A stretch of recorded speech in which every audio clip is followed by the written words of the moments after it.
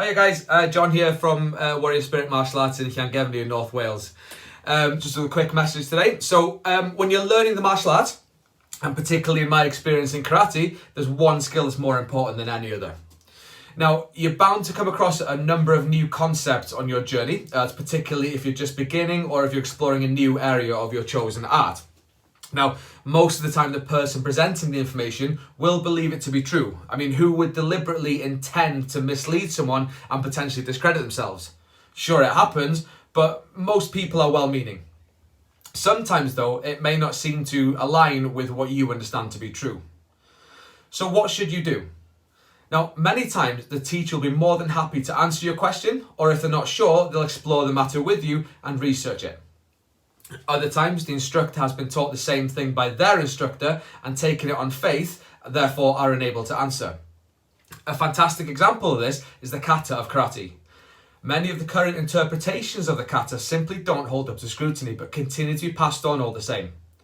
Other examples of this are techniques that must be performed the same way as everyone else, despite their builds, physiques, strengths, and weaknesses being different. There's a reason there are so many different styles of the art, and it's largely because the masters and founders were individual people who adapted the art to suit them. This isn't necessarily the current day instructor's fault.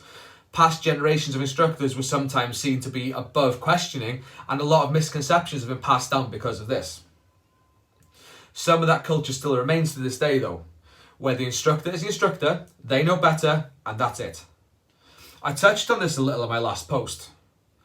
So what is the vital skill that I mentioned in the beginning? Simply this: critical thinking.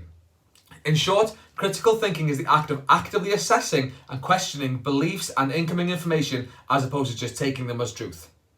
If something doesn't sit well with you or doesn't make sense depending on the culture of your school and organisation, you may be able to ask the relevant questions and get a satisfactory answer. Luckily, we live in an age where we can connect with thousands of martial artists at the tap of a screen or the click of a button.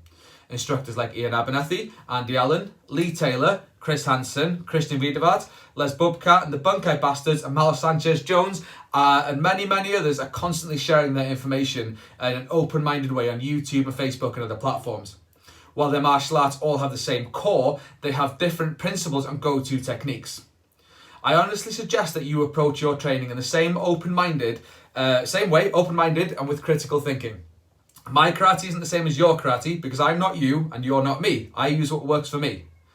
Bruce Lee famously quoted as saying, "Absorb what is useful, discard what is useless, and add what is specifically your own." And I think that's really important in the martial arts. Now anyway, please remember to like and subscribe, comment your thoughts. I'm always open to new ideas or a friendly debate. And if you think what I said is valuable, guys, please feel free to share it. Anyway, open to new ideas anytime. Thanks a lot for checking in. See you later.